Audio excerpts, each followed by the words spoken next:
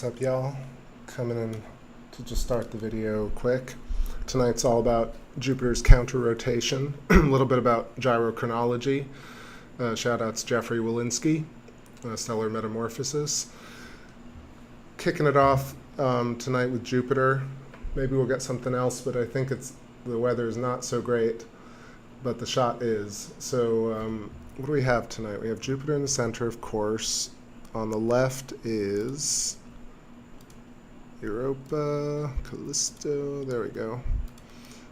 Ganymede, still top right. We got Callisto, bring down some Io. Io is close to Jupiter, and Europa trailing at the bottom left. So we'll check this out tonight. I'm going to play a few tunes while Space Fan shuffles in. Hope everybody's doing great tonight.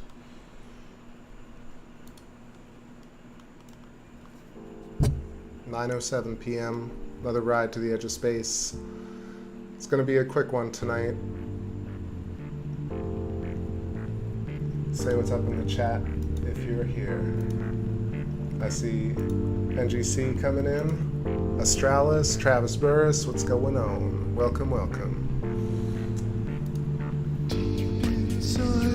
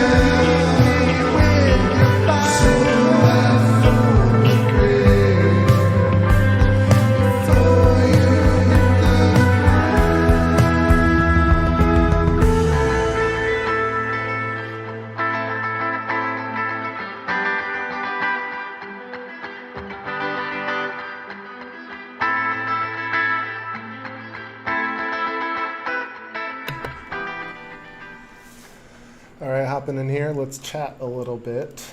Been watching some videos all day today. Want to hop in and say what's up to Ben, One Last Try, and whoever else is joining us.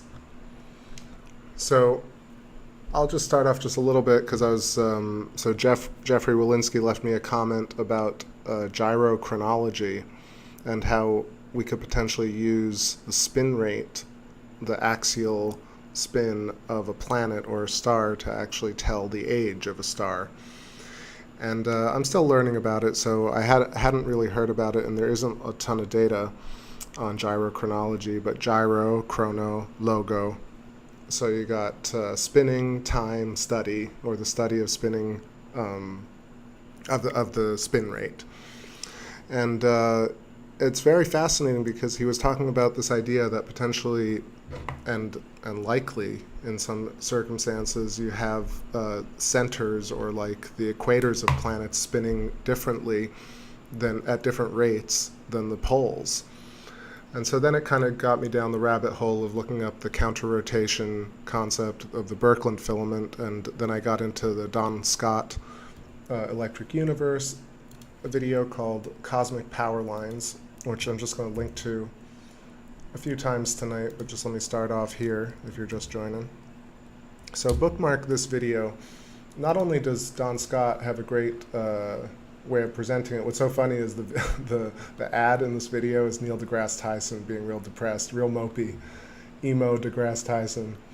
But yeah, this video, this Cosmic Power Lines Part 1, and of course Part 2, Don Scott basically puts together a compendium of actual data, visual data for corroboration for counter-rotation. And he says that, and he postulates, and what makes a lot of sense is that the aurora on Earth are counter-rotating, tornadoes are counter-rotating, the storms at the poles of Jupiter and Saturn are counter-rotation, and on and on and on. And then this idea of what really counter-rotation is kind of allows us to think about the different rotations of the planet Jupiter. So when we zoom in on Jupiter and you see that these different bands around Jupiter are actually rotating in different directions, creating these diachotron instabilities, or the shearing, where one type of liquid flow is going one way and another flow is going the other, and they create these kind of spiraling in between them. So kind of reinforce some of the knowledge that I have garnered from it about diachotron instabilities, about counter-rotation, about how counter-rotating evidence exists throughout the galaxy, throughout all stars, and with the nuance of the gyrochronology stuff, and then also thinking about how Jeffrey is also saying that, you know, Thunderbolts has some limitations in terms of how they think about stellar evolution. And I think that's really important that I started listening to Don Scott slightly more with a finer tooth comb, and realize that he's also really not thinking about it exactly in terms of stellar metamorphosis, and how very possibly and very likely, in my opinion, that we have this holistic understanding of the stars evolving into planets. And not all stars become planets, but planets ultimately come from stars rather than being formed in protoplanetary disks via the nebular hypothesis, or clumping, right? So clumping doesn't really makes sense when you consider that planets could be cooked inside the center of stars, and therefore it really is a complete upending of the way we understand planetary formation, stellar evolution, stellar metamorphosis, but then also this thing called gyrochronology, which is dating planets or stars based on their spin or their axial angular momentum.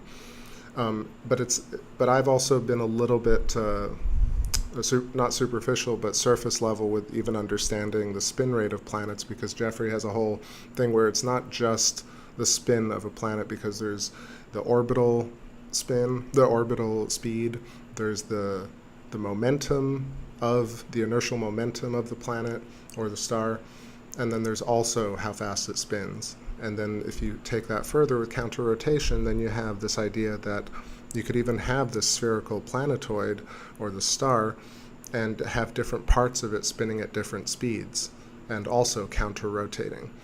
And so if you imagine a sheath, which is really where Donald Scott kind of goes to, where if you imagine that there's a pipeline, and this pipeline allows current, electrical current, to go through back and forth, and then these current, basically these Birkeland currents, are what powers planets and stars from the outside, from the poles. So not just planets, but people and hydrogen atoms, electrons, basically fractally recursive up and down the scale. You have Birkeland currents of all sizes with counter-rotating shells feeding in and powering every instantiation of consciousness. It's a huge jump to that, but it really makes a lot more sense if everything is connected by wires. But also, if you want to look at that video, you'll see that there's tons of visual evidence for the fact that we do have counter-rotating aurora on Earth, aurorae, and then we have the storms on Saturn, Jupiter, Neptune, Uranus, etc., etc. He also references Mercury. And if you've seen pictures of the poles of Mercury or poles of the Moon, there is spiraling, actually, but there's, of course, a dead spot, so there's no aurora. But there might be reference to the termination of a Birkeland current into the poles. All right, sorry, I just had my eyes closed, kind of going off on that, so I wanted to try and concisely put those ideas together, or coherently put those together. I see Mary in the chat. What's going on? Howdy doody. Ben says, OMG, can't stand Neil. I know, so right, like the one video today that I wanted to see had his ad on it. So silly.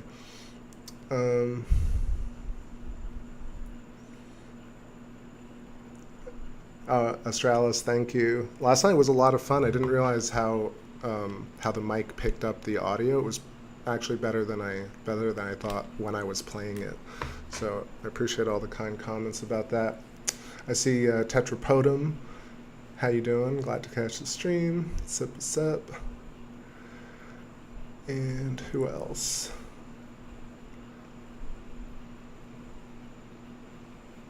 Okay. So yeah, that's a little bit about what I was thinking about today. Got a bunch of comments. Always appreciate a comment from Jeffrey. And then I went back and watched some more of Jeffrey Walensky's videos, and it really, every time I watch it, it reinvigorates me to kind of push further, because the kind of the stubbornness on not wanting to look into this idea is kind of baffling. Talk about what's baffling. Like, dark matter, not baffling. Consciousness is not baffling, but the people looking into stellar metamorphosis is baffling. The thing is, when you watch Don Scott, he's saying the same thing. He's like, this is so obvious, obviously a signature of Birkeland currents, and yet they called Christian Birkeland a lunatic, and he died penniless. And so it's kind of, I think it goes hand in hand when you propose theories that are outside the mainstream. The more logical they are, the more kind of holistic they are, the more they go against the paradigm, the more they're going to be ostracized and mocked. But for me, this is all about a journey of discovery and what feels right and what seems right and what evidence is there. And we do, and so for every theory that I'm kind of proposing on the channel or that I've put together, I'm just looking for as much data as possible from mainstream, from my own observations, from other observations. Of course, you can't really be sure of a lot of things, but one thing that I've always mentioned, which is when you look at yourself in the mirror, you realize that you, the self, made your own body, and therefore if we attribute intelligent design, and not in the religious sense necessarily, but just like a structured universe that can construct plants and trees and animals and place eyeballs, then you have the same kind of power as the great organizer of content or the great organizer of structure in the universe. And so that is one thing I think we can be sure of, even if we can abstract and say, well, do we even know if reality is reality? But if you take reality, consensus reality, that we do exist, then you did make your own self, your own body, and therefore Jupiter made its own body. And yeah, it's just a few thoughts. Mary says, where's Jupes in the night sky? So for me, it's coming up over the east, about, I don't know, it's almost due east for me right now. I can't see it from where I'm sitting, but the scope is pointed pretty much due east at about 30 degrees, 20 degrees. NGC says, everyone is entitled to their own wrong opinions. That's great. Yep. That's kind of how I feel. I mean, look, maybe they're wrong to us and other people think we're wrong, and that's fine, right? Not everybody has to agree. That's the whole point of this idea of equilibrium between the light and the dark, the flesh and the seed. And therefore, some people are just not gonna want to see it that way. What's cool tonight is, am I correct? That is Io. Let's double check these labels one more time. Europa, Io. Yeah, Io's creeping up on Jupiter. I think it should be a nice shot tonight. And I feel like the red storm is going to be around. So I haven't checked yet. What's going on, Cyberselly? Cyberselly says, all energy flows will vacillate in the preponderance of their direction. All energetic flows happen in both directions simultaneously. Right, so that is true, right? So Birkeland currents allow flow of charge in both directions, but I think the preferred flow that Donald Scott was talking about is a little bit like the arrow of time as we perceive it. The expansion of our bubble and the collapse of our bubble is experienced in a singular direction, even though as the future is unyet decided and uncreated yet, as we create it, we create a symmetrical imprint or echo or ghost of the moment that we experience. And therefore there must be some sort of preferred direction of charge flow. And we know that to be true because we experience life. We can't unbreak an egg or unbreak a cup, even if we can do it on a simulation. In reality, things move in a certain direction, even though things flow in both directions. NGC says that's Dad's favorite saying. That is a great one. My dad used to say this about rich people. He'd say, you can only piss in one pot at a single time. To all those people who have multiple houses and cars, he's like, you can only just piss in one pot at a time. Mary says, are Jupiter's moons larger than Earth? I don't know off the top of my head. Let's see, Jupiter's moons in relation to Earth. And in this case, you kind of have to take mainstream science's high-resolution images and say that they're correct in their assumptions and their ranges. So let's see. So Io, the Jupiter moon Io, which is right next to Jupiter right now, the closest one, that's about the size of our moon right now. Europa is a little bit smaller than our moon. So at the very far left, Europa, and then right next to Jupiter, Io. Those are pretty much around the same size as our current moon. And then let's see, I think Ganymede, which is all the way at the top right. Ganymede is about the same size as Callisto, and Callisto, I guess, would be about 1.5 times the size of our moon. So definitely not the size of Earth. Let's say about a third of the size of Earth.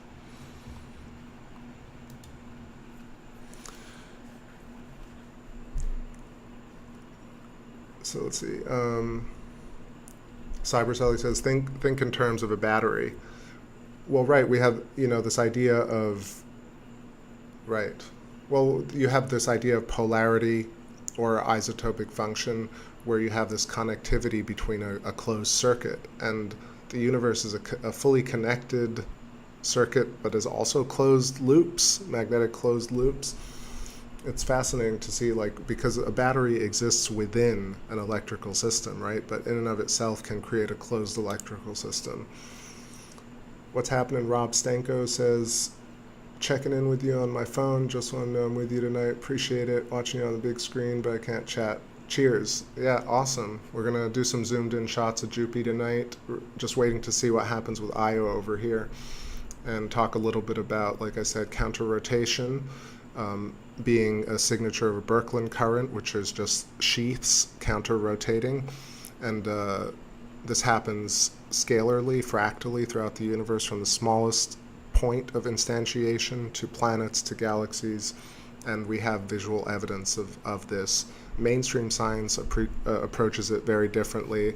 Well, mostly they say that it's a strange phenomenon, is where Donald Scott kind of references some of these channels where they talk about it. But it makes a lot more sense when you look at Jupiter to understand that it is actually outlining the counter-rotation via the actual matter that we see on Jupiter. We have the counter-rotating bands creating diachotron instabilities, and we can actually see visual reference for counter-rotation on Jupiter. And if you look up mainstream rationale behind it, it actually is quite confusing versus the fact that everything has a Birkeland current flowing through it and it's being powered by, and therefore an object that is powered by a Birkeland current, like a tree or like a person or like a planet, would have counter-rotation as part of its makeup.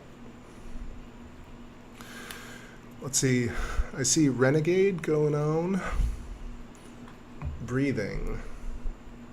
Right, we breathe in a circuit. Electrical breathing. Is that what you're saying? Sorry, I'm just reading Buried Axeblade, what's going on? Nice to see you again. Sorry you had a whack day. Cindy Loca, what's going on with Jupiter? So Jupiter is getting closer visually to us. Opposition is in a few days, I think, on the 26th. So that'll be the closest visual approach in 59 years. We also have a nice alignment of the Galilean moons tonight. I'll put up the labels for us. It's Europa, Io, Callisto, and Ganymede. And I'm also gonna zoom in and we'll take a look at some detail tonight. I feel like Great Red Storm, counter-rotation of the different layers of Jupiter, the stacked layers that are interacting with one another by shearing, and then also considering this idea that every planet, every object is powered from the outside and within, of course, but from the outside by a Birkeland current, and the signature of a Birkeland current is counter-rotation. And if you look up the aurora of all planets, but especially our earthly auroras, you can see counter-rotation visually, and there's really no mystery to it. And although mainstream science doesn't have a true explanation for this, and Electric Universe really does have a good explanation for it. This is quite simple, actually. What's happening, Chris Kelly? Good to see you. Tetrapodum says, I often see counter-rotating patterns when switching this amazing null school atmospheric app to the outer layers. Yep, exactly. I mean, it's definitely more noticeable on the outer rings. Closer rings are going to look kind of, they're going to be tightly wound, and therefore you're not going to see much variation if there are counter-rotating rings. But the video that I linked to, the Donald Scott one, I'm going to link to it again. Cosmic Power Lines is really excellent because he puts together all the visual reference that you need. But really the fact that we have it already here in the Aurora Borealis proves that not only is electricity flowing in and out of Earth via the poles, the magnetic poles, but also you have the outlining of matter along these counter-rotating rings, therefore outlining visually Birkeland currents. There's really no other way to put it except to say that. Really cool right here what's happening. Io coming close to Jupiter. Maybe let's zoom in here and see what's going on. Did I miss anybody in the chat? If I did, I'll check in a second. Let's play a song here.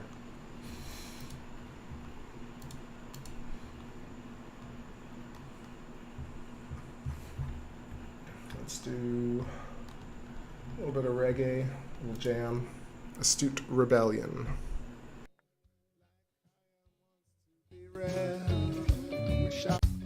Light up that winter bread, black iron wants to be red. We sharp like waterfalls, so the words cut harder walls, so side bombing, mom and dad.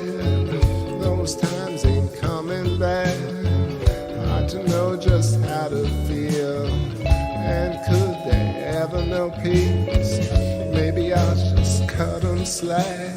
But they work so hard to relax, and when they get their bodies to the sea, I feel the end becomes me. We're the end, become the solution.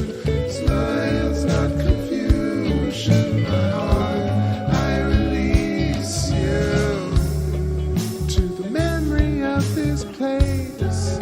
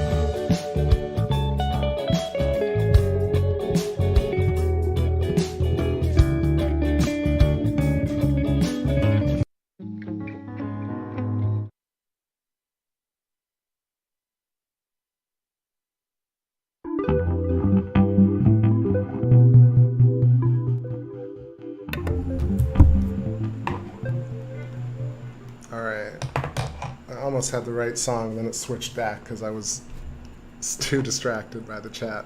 All right, Io creeping up close to Jupiter. Not great visibility, I got to be honest. I think it's because we had crazy storms today. And of course there's a hurricane coming through in a few days.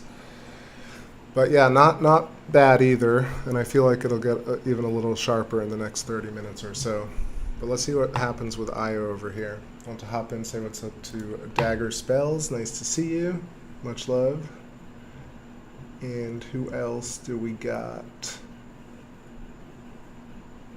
Let's see, Cindy Loca says, Electric Universe, does everything in it move in circle motions, and does electricity exist in space? What's powering it, if so? So you could say, damn, it's getting cloudy maybe. Well, you could say that there's this kind of weird misconception about electricity being like only localized to Earth. But if you imagine that essentially we have aurora that are electrical discharge, you have a sun that is electric, you have a power grid that is electric, you have medicine that treats the human body as an electric function, cells are electric, react to electric stimulus. Therefore, electricity permeates the entire cosmos, not just Earth, right? So it makes sense that there isn't really a rationale to say that only humans and Earth are electric and our sun, but where is the electricity in space and where does it come from? I think it's actually fundamental to everything. We experience it as electricity, but if you want to take it even further, you would imagine that it's boundless, it's a field of boundless intelligence, singularity, that resonates and oscillates and creates the dichotomy of self and other, which we experience as consciousness or resonance. And within that connectivity is pure electricity. Now, do all these other phenomenon emerge from that, like time, light speed, light, the perception of light moving, gravity, echoes of memory? All of these things are an emergent property of pure intelligence or pure consciousness. And now that I'm thinking about it, because consciousness in a way is the patterning of self and other, but it does come from a place that is purely one, as far as we can tell with string theory. So electricity permeates throughout everything. Fundamentally, everything is consciousness, and things arise from that. So matter comes second. Same thing with dark matter. Dark matter and matter emerge from the same fundamental intelligence, the boundless intelligence. And then does it move in circular motions? Everything moves in flows, in noise patterns, in spirals. I wouldn't say circular because that's just one way that it moves, but I think things move in counter-rotation, counter-rotating rings, golden spirals. But of course, then you have all the noise and the randomness and distortion in the universe, so not everything is really perfectly circular or spiral, no matter what we do. Part of the, hurricane to hit Tampa, I know, I hope it chills out. Let me go back to the wide shot over here.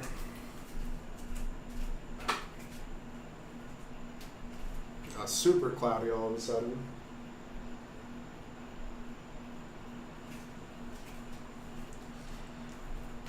Yeah, so I'll go as long as I can tonight. So we're connected, in fact, if we really take it further, we're all the same being using a method of oscillation and electrical connection to perceive all versions of the self, all experiences. So we have a fundamental geometry, a fundamental connectivity and wiggle, and then via this wiggle we can experience an infinite number of possibilities via co-creating with the self. I found lots of different entry points into this concept, but it really, if you really put it all together, you'll see that everybody's essentially pointing to the same thing. Even Big Bang evangelicals.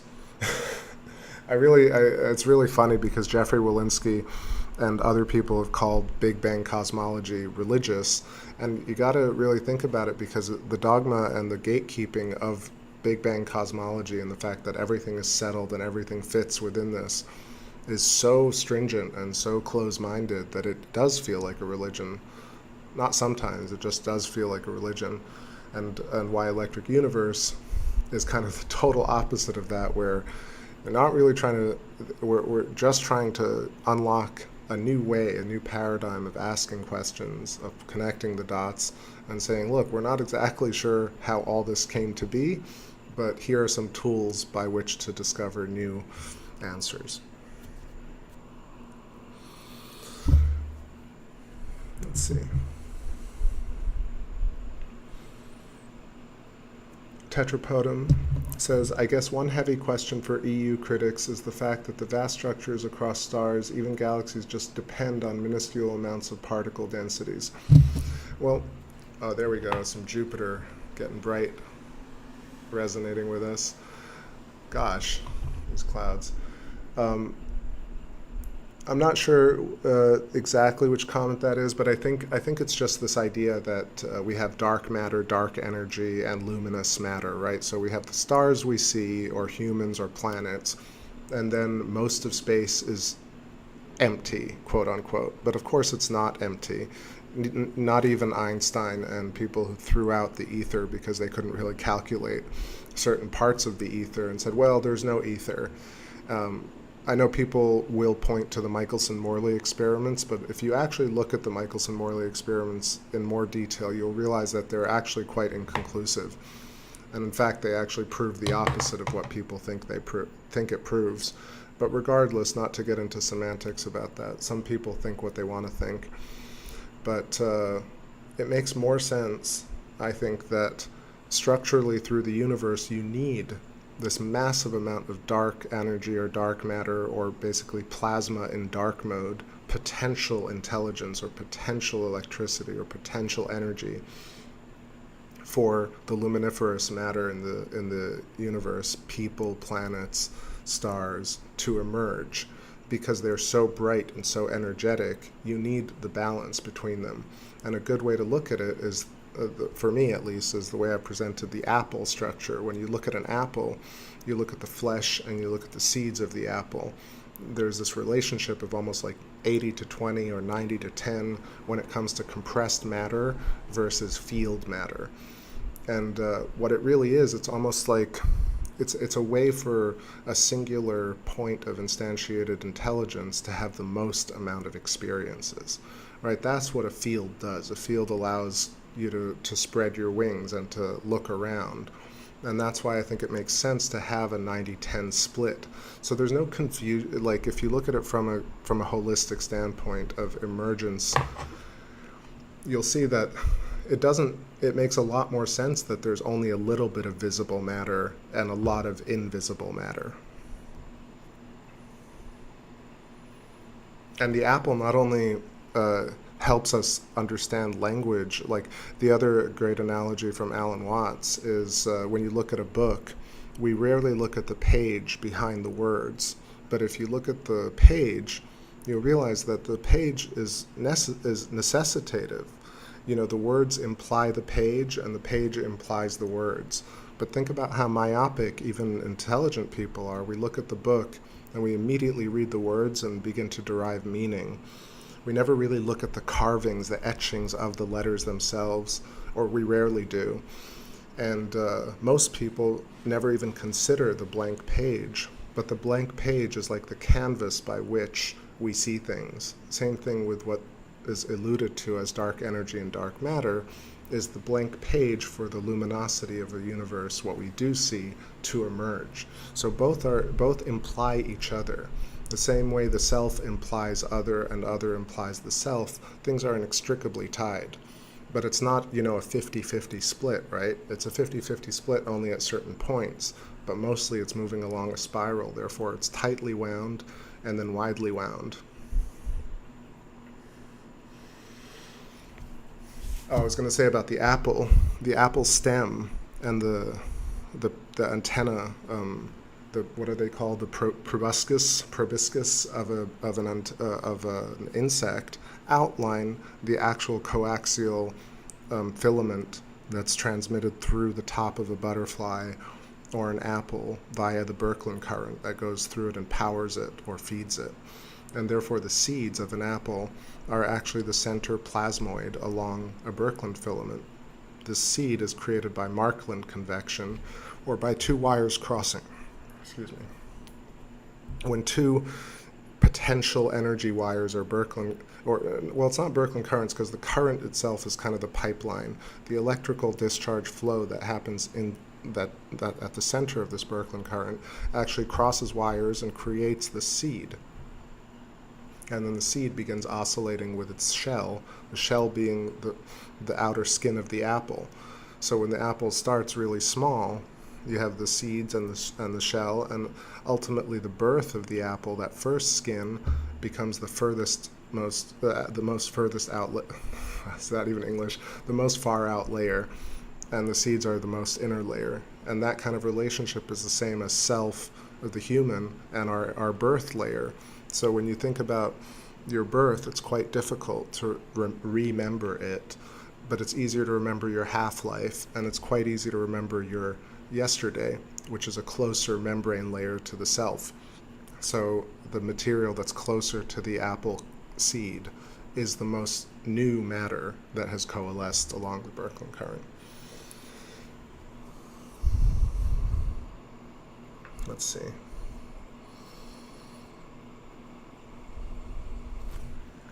Just going back up here to read Cindy's comments. Renegade says, what came first? I think, it's funny. What came first? I think, I'm finding it really hard to not make the joke, but I think it seems like the infinite boundless intelligence decided to oscillate somehow. We decided to oscillate, right? Again, we are inextricably tied from the aperture of the God, right? Because there is no other abstract anthropomorphized human that is creating your hair right now, or is digesting your food right now, or grew your eyeballs and put them in the right place. We can always attribute it to genetic code or evolution or or patriarchal God or a Mother Nature, but in fact it's the self that actually is organizing the body. And therefore, if we ask like what came first, we could bring it all the way back to boundless intelligence. So the self created the self in order to have the experience, and therefore I think I don't want to say it's easy to understand, but we must have the answer. Each and every one of us maybe has just like a different answer as to why we want to have this experience, and therefore like what came first maybe is not even the question, since maybe we're looking at things backwards anyway. Maybe we're just experiencing things inversely in this universe. So the beginning is the end is the beginning.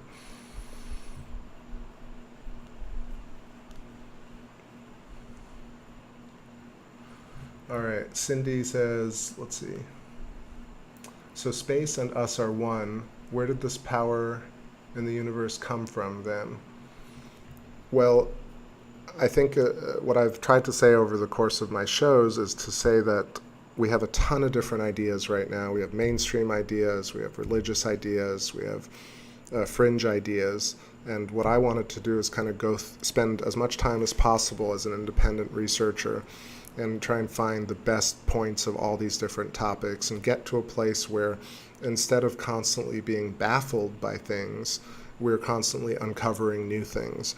And I think where we are in the journey along the spiral or the wiggle is that we've come to a place, or at least I've come to a place, where little bits and pieces of relativity work, Newton's laws work, Maxwell's laws work, and you bring them all together, and now we're finally at a place where, matter-of-factly, I could tell a YouTube audience, we could look at Jupiter and say, okay, that's why Jupiter looks like counter-rotating currents. Jupiter is conscious, right? Like panpsychism, things are all intelligent because they are self-organizing. So I think it's actually just where did it come from and why did we oscillate to begin with are the new questions, I think, for me. Like, you could say that the Zen answer to them, if you wanted to just be, to just have an answer, I would say that the purpose is to exist, to have the experience. what created it? You did, right? We did. Why did you do it? Again, it becomes circular. You did it to have the experience. Who did it? You. How do you know? By looking at yourself in the mirror, realizing that we actually did it. And not only do we birth ourselves, but we kill ourselves, and we birth ourselves again and kill ourselves again. And it's not a total reset, because we've imprinted upon the greater structure. So that's how things learn over time. That's the genetic code. We've imprinted intelligence into the field. But every single aperture, every one of us, modifies the field ever so slightly for the next batch. But the next batch is also us. So we have an infinitely additive and multiplicative and co-creative experience with the self, to have more and more articulated fractal pinpoints of reality that we can experience. So what created it? We did. Why? To have the experience. That might not be enough for some, though. For me, it actually is a much further along the path answer than saying we'll never understand, humans are puny and we're very random, consciousness, we have no idea how it came to be, things had a point, there was nothing, then there was everything. If you don't know math, you don't know anything. You know, there's a huge amount of dogma and just ridiculous gatekeeping that comes to play when you ask bigger questions. But I think if science were being genuine and sincere, they would have probably put together the dots that I've put together. I don't want to say I'm not special. I feel like I'm somewhat a little bit special, but I'm not, some great brain, even though, again, that's not even true, right? It may sound narcissistic, but if we are the entire embodiment of the Godhead, then I can be as powerful as I'd like to be. Now, so I think Alan Watts made a great point about how true Zen can be told to you you can become enlightened instantly if you choose to be. And some may never become enlightened because they choose not to be. And things like organized religion will tell you, please come back every Sunday so we can get paid, or doctors will say, I'll fix you a little bit, come back again. But a true Zen master would tell you, that's the long body of Buddha, that's the tall body of Buddha. And there's no real point in asking because you did all of this yourself. That's the real answer, if you talk about it. Let's see. What about the God particle? So something like the Higgs boson or any type of quantum particle, like a quark, a muon, a gluon, an up-down quark, these are all attributions, right? Names that sound very fancy, sound like they're very special. And what I would say, not to denigrate anybody who works on this sort of stuff, but I think it's a way more romantic title than it is an intellectual title, the God particle, right? It just sounds very fancy, very seductive. It can sell a paper. You can soundbite it into an article. But if you really look at it, essentially every single particle, every instantiation of consciousness, every point of consciousness has a certain type of oscillation or frequency. And therefore, no one is more God particle than the other. Pretty much every single instantiation point has a role to play based on the frequency of the oscillation or the vibration. And the reason for that is because that's how you have a perspective.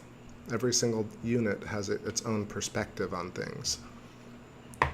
And therefore, I think you could discover the Higgs boson or the God particle. It wouldn't make it the answer to things. Although quantum mechanics does have superstring theory where they say, well, at the very end of it all, it really is a unified singular consciousness. Not all of them say that. Of course, why would the Large Hadron Collider want to give a final answer and say, this is the answer we've come up with? Because you'd really stop funding the project if you came up with an answer. It's way more logical to say, we'll never know, we're too baffled by it. It's an answer that we may never figure out, but we're a little bit closer, give us money. And can you blame them? I mean, I won't watch them, but can you blame them? What's up, Ellie Wynn? Hello, Spaceling. And hello, Kitty Cats, Wingsley, and Les Chats. Cindy Loca says, everything has to come for something. No. I'm not sure what you mean by that. What is everything made out of, then? I mean, if you... So really, everything is made out of light. So if you really drilled down and figured out all the little dots that connected everything, you'd ultimately get to this place where you have pure intelligence, and what arises from that, it either is light itself, or it is light that emerges from intelligence or consciousness.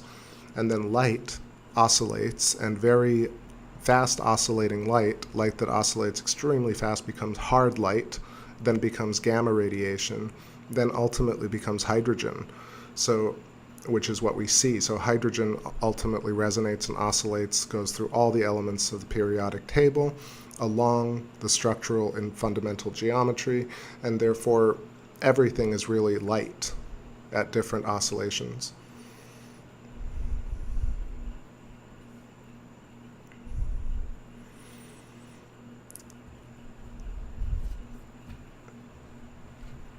Let me see, where's, all right, I've been kind of just looking at the green icons here, Cyber and Cindy. Let me look back and see who else I missed. So Tetrapodum says, with the electric universe thinking, some aspects of spiritual and esoteric world building got so much ground.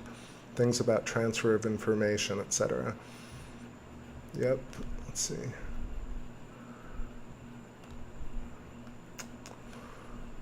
We are our own befuddlement. Okay, let me take a little break here. Stretch, keep stretching tonight. Let's play something different. Oh, this is the song I want to play. It's called Brainiac Maniac. And let's zoom in on Jupiter. Maybe it's clear again. See Io disappearing.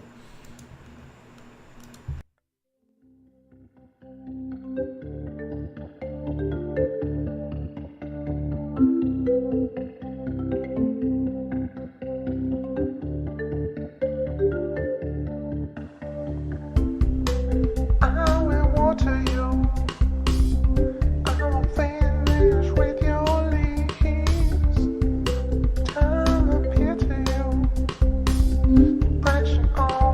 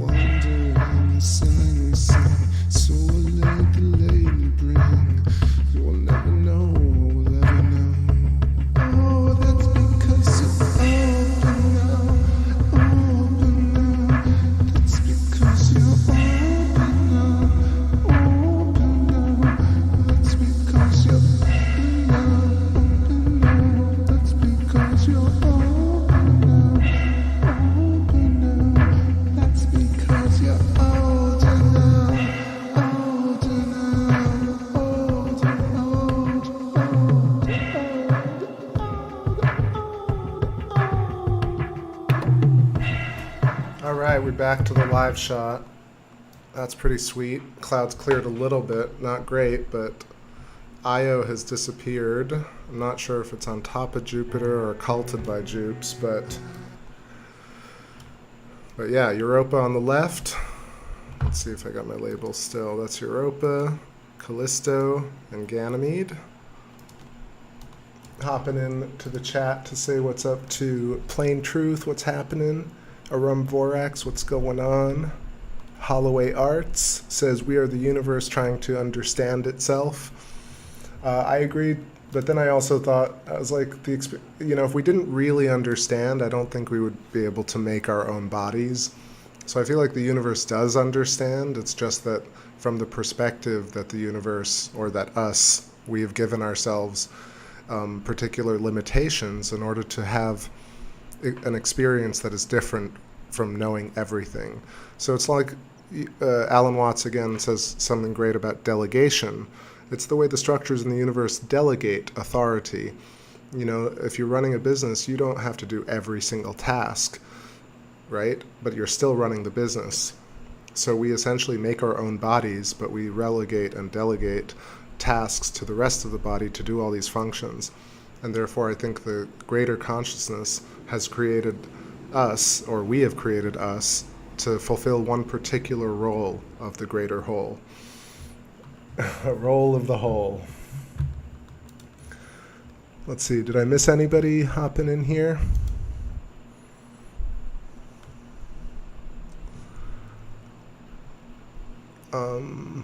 Tetrapodum quickly was asking me about, I got a question for the fabulous host. Thank you.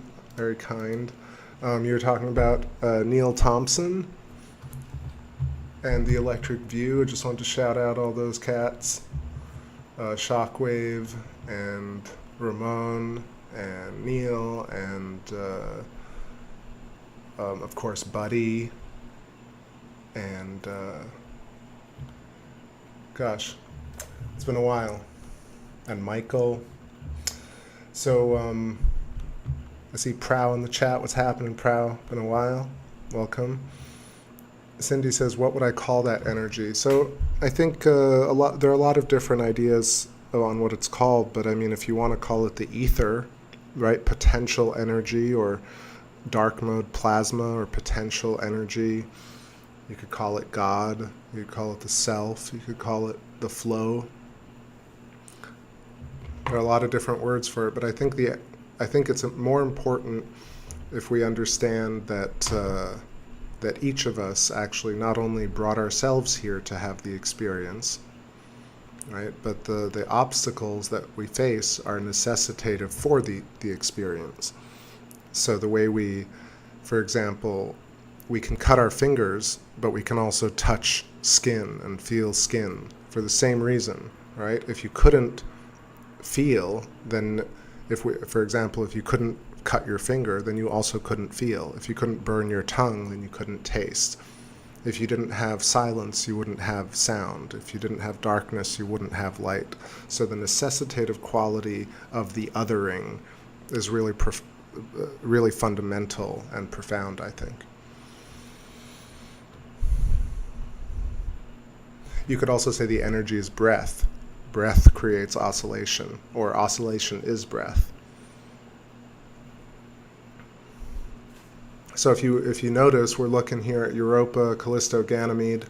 Io's now somewhere near Jupiter or above Jupiter. I'd like to zoom in actually and check. But we also have a couple of stars in the background, but none of them are actually named stars. So that's what you see up to the top left of Jupiter, just some stars right behind our view.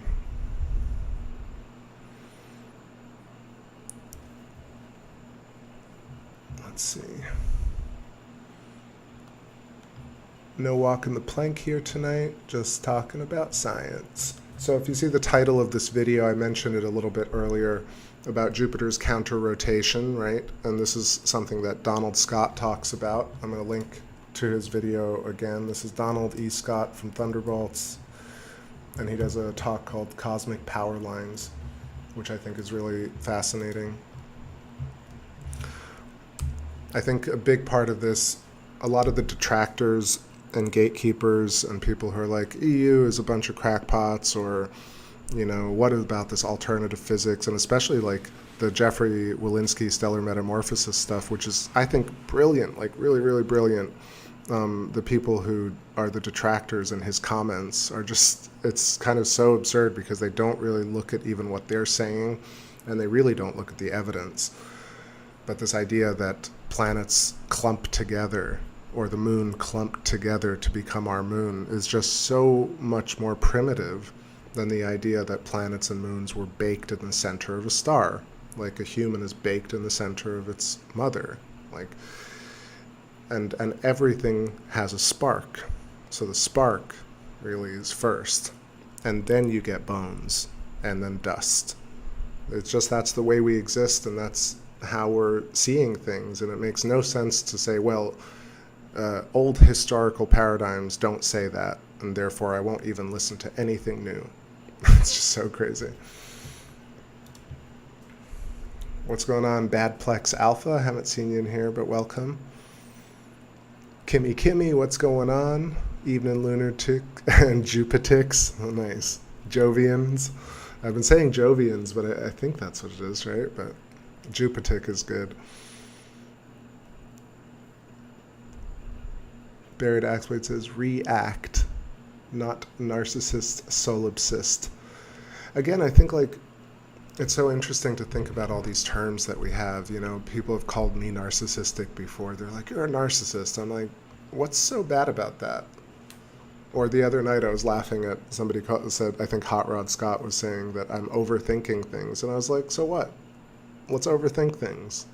It's so weird that we have these old rules or laws that are really abstracted, really like just almost mythos in a way, and yet we adhere to them and we we police each other with these old paradigms. Are you smarter than 100 professors? Maybe. Are you overthinking something? Yeah, probably. Right? Why are you being such a narcissist? Well, do you know the myth of Narcissus? It can be interpreted 100 different ways. And what's so wrong with loving yourself? If you created everything in the universe, and you created your body and your eyes and your hair, you should love yourself. This idea that, oh, well, if I'll police you with this random quote that I heard somewhere. Cybersully says, maybe it's not counter-rotation, but it's a snake moving in a ball. But like, it is, well, I'm not sure if you're just making a joke, but if we see Jupiter, right, like, also this video that I linked to, this Donald Scott one, he just shows all the aurora, right, like the aurora borealis on Earth is the termination of a Birkeland filament, like an electrical cable being plugged into the poles of the Earth.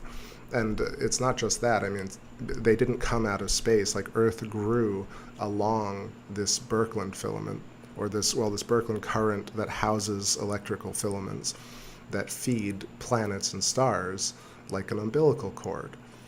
It's really much more logical that way.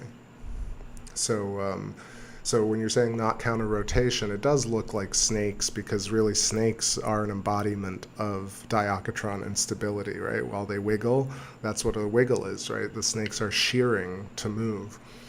But what I would say is that Jupiter really is organizing its materials. Not only is it a star in a later stage of evolution where like it's gone from very simple elements and molecules and isotopes to much more complex, well, I want to say it's like ammonia, and it just gets more and more complex as it bakes. And then the complex materials, these exotic materials, I was looking for the word exotic materials form in the atmosphere and rain down on the surface. And as it kind of ages, or not kind of, as it ages and moves along its transformation curve, Jupiter essentially gets more and more complex. And what's happening is it's almost like it's stirring the ingredients, like we do with a recipe. We stir in a bowl and we create counter rotation, and that's the driver for complexity. And so we see Jupiter essentially like as a perfect embodiment of counter rotating structures of a Birkeland current in real time. Saturn as well. I mean, but that video that I put for Donald Scott, it like makes a lot of sense when you see all the visuals. That's what the visual evidence is. The poles of Saturn, Jupiter, Neptune, Uranus. And when I say poles, not just north and south pole, but the poles of the magnetic field. Because on Uranus, it's tilted all the way to the side. What was the other thing that I want to say, which was, so Jeffrey Walensky talking about gyrochronology, which is really a brand new science. It's a field that he's really being a great champion of, where it's this idea that we can measure the age of planets and stars based on their spin, in simple terms. So I'm reading more about that, but I know he mentioned I should read it. I watched a bunch of the videos today. If you go through his channel that I've linked in my playlist, Jeffrey Walensky, you'll see, and type in gyrochronology. It's fascinating because he postulates, and it actually makes sense in counter rotation, that potentially the equatorial part of Jupiter is rotating at a different rate than the poles, because you have this coaxial Birkeland electrical filament going through the center of planets, and therefore, depending on where you are at the stack of the planet, you'll have a different rotational velocity.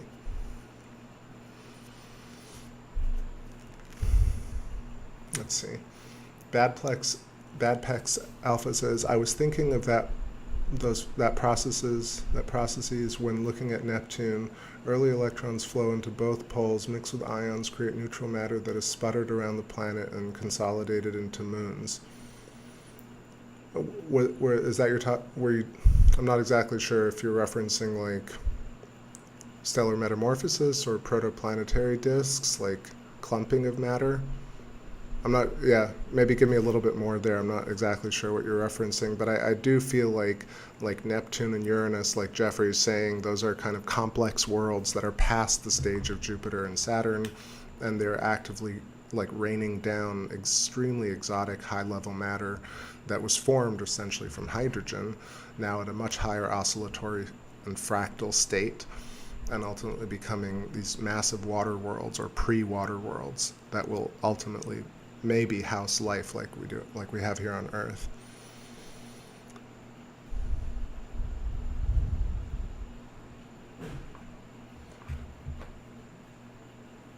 Okay.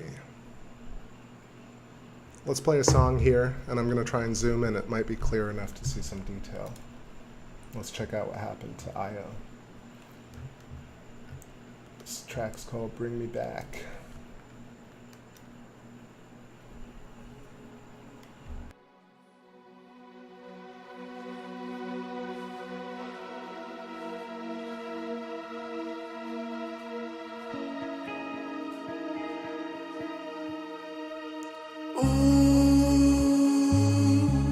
Just bring me back. Oh, bring me back out of the cold.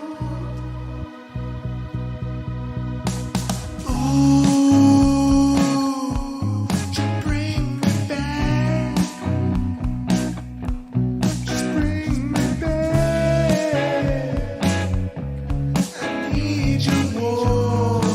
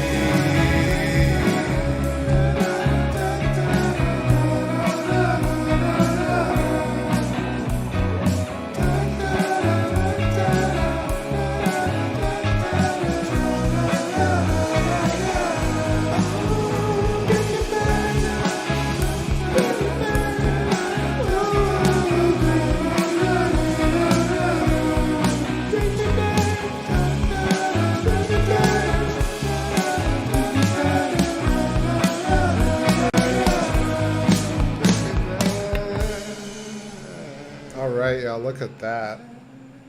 I can't say that I that I've ever seen that particular placement of the moon shadow. Like I said, Io, Jupiter's moon, moved slowly until it ultimately encroached and now is occluding Jupiter, or is above Jupiter, but we're seeing the shadow of Io, which is amazing. I don't believe that is actually Io, right? I feel like we're actually just seeing the shadow of Io, or am I wrong and this is the shadow of Europa? I feel it's Io, actually. I'm pretty sure it's Io. And it's right on top. It's almost like at the rim of the Great Red Storm, a little bit like when we see on the moon those craters like Gassendi on the rim of Mare Humorum, or like what is it, Sinus Iridum at the rim of Mare Imbrium. Of course, this is particular. I'm just adding the relationship. It's not really fundamentally true because, of course, this is just an alignment from our perspective. But it just looks that way, like a diamond ring. I want to see if I can actually pull up my sketching tool here and just do a tiny little bit before we lose Jupiter on the counter rotation. Just seeing everybody in the chat, what's going on. Peter Battle, red dot action, so shadow of Io on top of the red storm, double whammy tonight. Nebula Orion, what's going on? Welcome. A few days away from Jupiter opposition, our best view, so it's just getting nicer and nicer. Upper red band looking nice and prominent. We got these cool shearing patterns, and like I said, the whole idea of the show tonight, or I mean I've talked about it many times in the past, but this telltale sign of a Birkeland current, or the tube, or the pinched plasma tube, is counter rotation. And so when you look at Jupiter and you see these storms moving back and forth across the surface, and you see that like one band goes one way, yellow band goes the other way, brown band goes the other way, you'll see that essentially the makeup of Jupiter is actually outlining in pure visible light, or yeah, well, it is visible light, the actual outline of a Birkeland current. So it's very simple, actually. If we had much better detail on it, you'd also see an aurora borealis of sorts at the top of Jupiter, which would also be counter-rotating currents. And as they got tighter and tighter in a bunch at the center of the Birkeland current, it would eventually sort of look hexagonal, which is why, again, if we look at the moon later on next cycle, and we imagine that the termination of a Birkeland current actually looks like counter-rotating rings, we can see why there could potentially have been electric arcing forming surface features. So let me pull up the sketching tool over here. Let's see if that's working. Just to be real dumbed down about the counter rotation, but the idea is that one band is going that way, band is going this way, one band's going that way, band's going this way, that way, right? But it's really going around and that way, right? And why is this happening? Because a Birkeland current is this kind of tube or cylinder, but let me undo that, because really it's not a perfect cylinder. It's actually more of a hypotrochoid, right? A pinched cylinder or an hourglass shape. And this is again that torus or the apple shape. And we're just looking at the cross section of the Birkeland current going through. Coaxial Birkeland filament. And the reason I think that the different rotation speeds are happening, this again is also kind of touching upon gyrochronology that I mentioned Jeffrey Walensky is championing and talking about, which is spin rates. So potentially the middle equatorial band of Jupiter right here is actually rotating at a different speed than the poles. And this means that things are really forming along the geomagnetic field lines, or the structure, the inherent structure of the universe, but also aligning to force, what is it? Free force field aligned currents or something. I'm not exactly sure what the term is, but Don Scott talks about it. In simple terms, it's counter-rotating rings. And so really we have concentric rings here and concentric shells too. And then we have the dielectric inertial plane, and this is where we have the moons that exist upon this impinged upon, well, actually more so impinged upon, but also connected.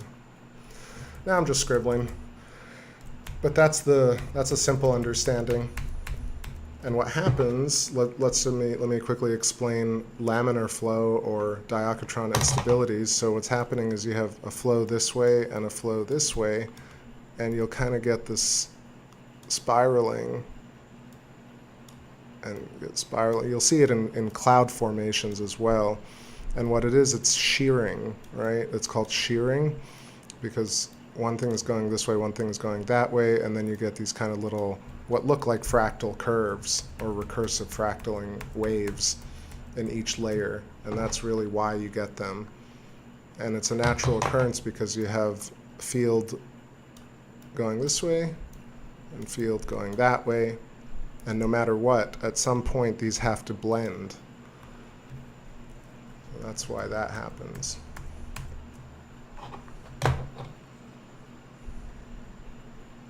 Okay, let me hide that for a moment.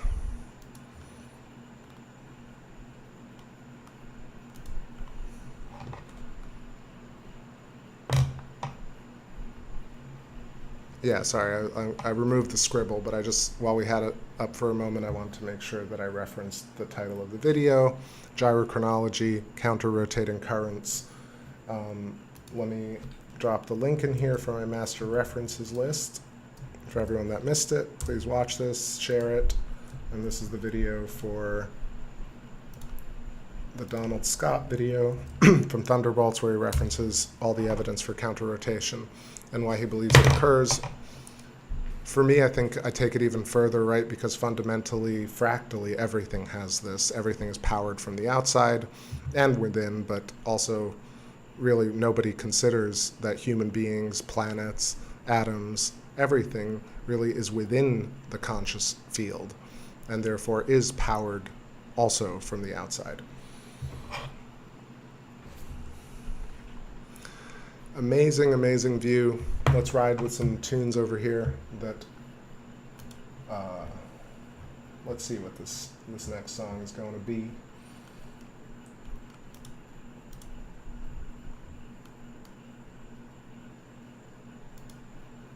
This one's a groove. It's called Now I Know Better. And we'll watch Jupiter as long as we can, see where Io ends up at the end of the night. Let me know if you have any song requests or any more questions. Great to see you, Space Fam. Another ride into the edge. The fringe.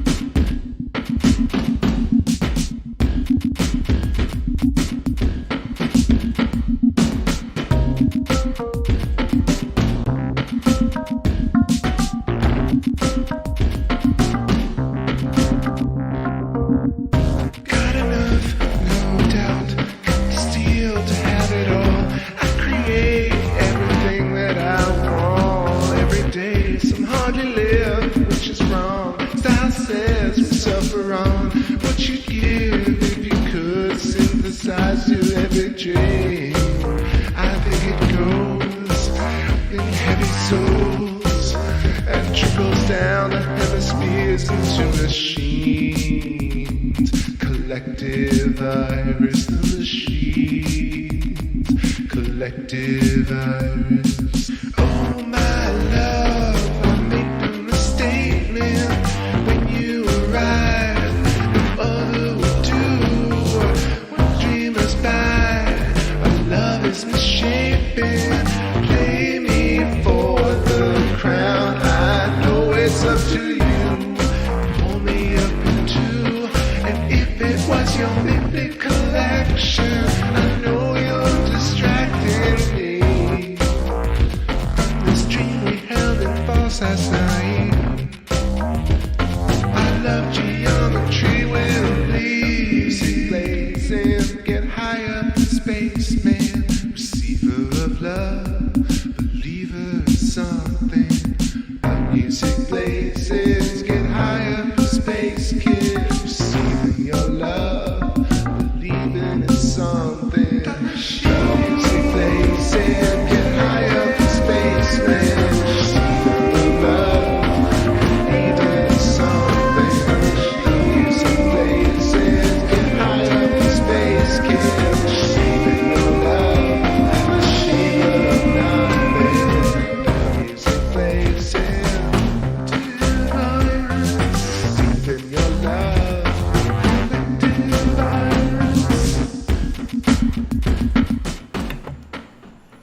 Alright, what up, what up? Had to stretch a little bit, something to drink. I'm trying to chase these clouds away, but it's rough right now. I see Shockwave in the chat. I shouted you out a little earlier. Miss y'all, miss the Electric View, miss Neil, and Michael, and all y'all. Maybe we should do a reunion show at some point. So yeah, zoomed in here, got the shadow of Io right above the red storm. Absolutely amazing tonight. I don't think I've ever seen it look like that before. Definitely got some cool moon configurations in the past, but nothing exactly like this. A few days away from opposition, 10:35 p.m. Eastern Time, edge of space. Just rocking out here with some vibes, talking about some gyrochronology. Shout outs Jeff Walensky, talking about counter rotation. Shout outs Don Scott on Thunderbolts. I see Gnostic Chef, what's going on? Hello, hello. So yeah, I'm losing a little bit of the view, but we still got it for a little bit longer. We'll see how long, maybe like 10-15 minutes, but let me adjust this a tiny bit more. Tiny bit more.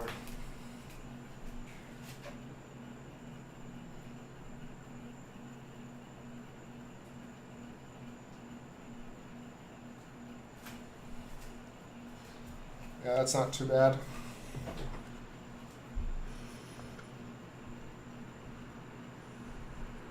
Yeah, how you been, Shockwave? It's not only cloudy, but it's also like Jupiter's racing past my window nowadays, so I only get a little window, a little pocket of time to view it.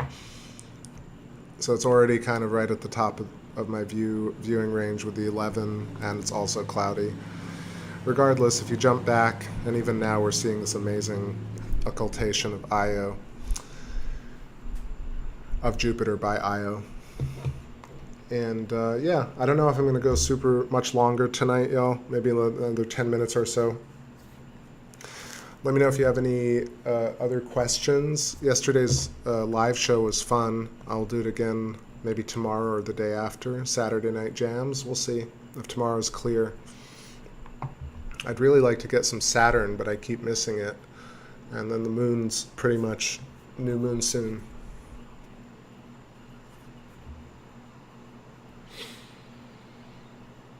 Cindy Loca says, you think this is a symbiotic sigh from the universe, that Jupiter is so big, does it mean something? I think the main thing that I've garnered recently about the size and the makeup and the visual quality of Jupiter, or qualities of Jupiter, is that if we take stellar metamorphosis, the idea that planets come from stars originally, that Jupiter is actually an interesting halfway point between a what do you call a blue giant star and an evolving water planet like Neptune or Uranus. And ultimately, if we follow Jupiter over the next 100 million to a billion years, it will turn into a Saturn, turn into a Neptune, and maybe ultimately turn into an Earth.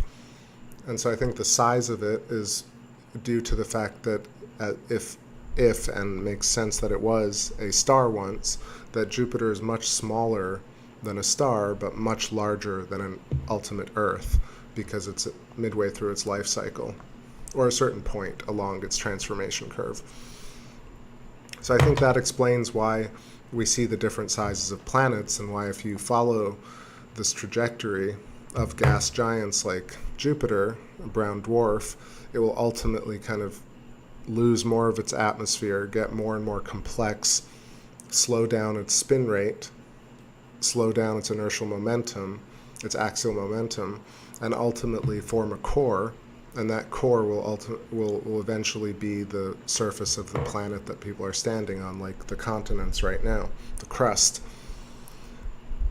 So I don't know everything. I really don't, and I don't know the answers to all these things, or a ton more detail than I'm letting on. But for all the stuff that I do talk about, I've referenced that list of different voices, like Jeff Walensky and Thunderbolts Project, of course, and others. So if you want to dive deeper into these topics, please follow all those rabbit holes. I know I sound like I'm just stating things matter-of-factly, but it's just because I've absorbed it in a certain way that makes sense to me.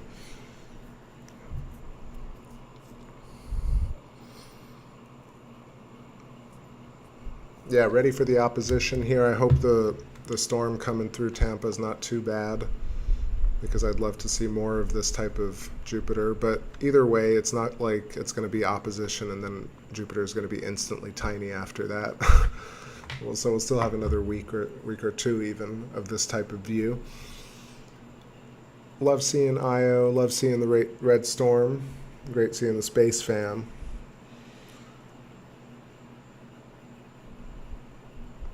Let's see, anything else in the chat? Let's play another song here. Ride Out with Jupes. It's called Fine Shore Ways.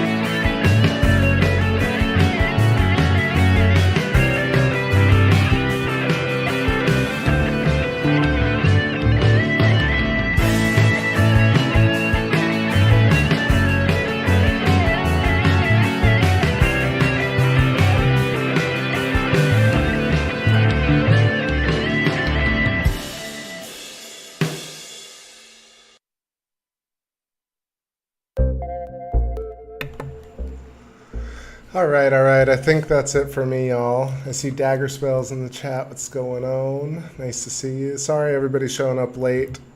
I want to keep it to a concise show tonight. I got a little wiped out yesterday, so I know I want to stream a few more nights in a row, so I'm just going to kind of take it easy. Tonight was very coherent, and we got an amazing shot of Jupiter. If you missed it, go back. We saw all 4 moons in the beginning, and then Io occulted Jupiter. And you could see the shadow of Io against the Great Red Storm.